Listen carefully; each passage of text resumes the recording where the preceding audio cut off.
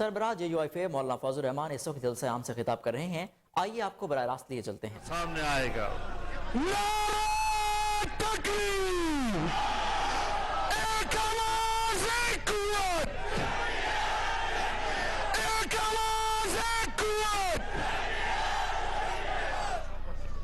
میرے محترم دوستو، پاکستان کو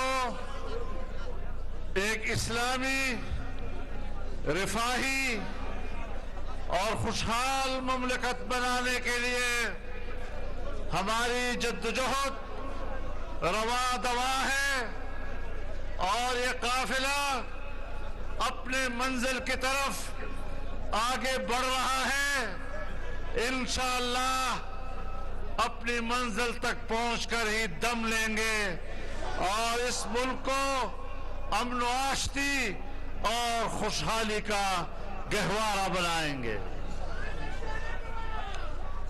میرے محترم دوستو، جمعیت علماء اسلام کے مخلص کارکنوں، اس بات کو یاد رکھیے کہ اپنے اکابر و اسلاف سے ہمیں جو چیز امانت میں ملی ہے وہ یا جمعیت کا نظریہ ہے اور یا اس نظریے کے لیے ہمارا رویہ ہے. انشاءاللہ قومی وحدت کے لیے جمعیت علماء اسلام کا یہ پرچم نبوی لہراتا رہے گا.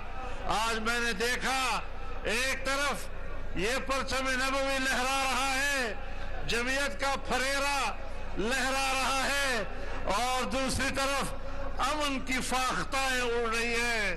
یہ جمعیت کے منشور کی نمائندگی ہے، اس کی علامت ہے، اور انشاءاللہ پاکستان کو امن کا گہوارہ بنانے میں آخری کردار تک لڑتے رہیں گے انشاءاللہ العزیز. میرے محترم دوستو،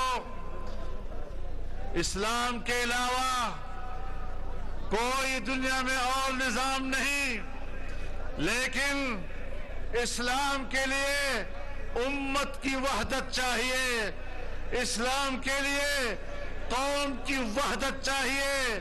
پاکستان کی اسلامی حاکمیت کے راستے میں سب سے بڑی رکاوٹ اگر فرقہ واریت ہے، قوم کو تقسیم کرنا اگر فرقہ واریت کی بنیاد پر ہے، ہم انشاءاللہ فرقہ وارانہ ہم آہنگی کے لیے کام کریں گے. اگر قومیت اور لسانیت کی بنیاد پر امت کو تقسیم کیا جاتا ہے، لسانیت اور قومیت کی بنیاد پر، قومیت کے نعروں پر قوم کو تقسیم کیا جاتا ہے، ہم انشاءاللہ اسلام کے نام پر قوم کو ایک پلیٹ فارم پر لائیں گے. نعرہ تکبیر! اسلام!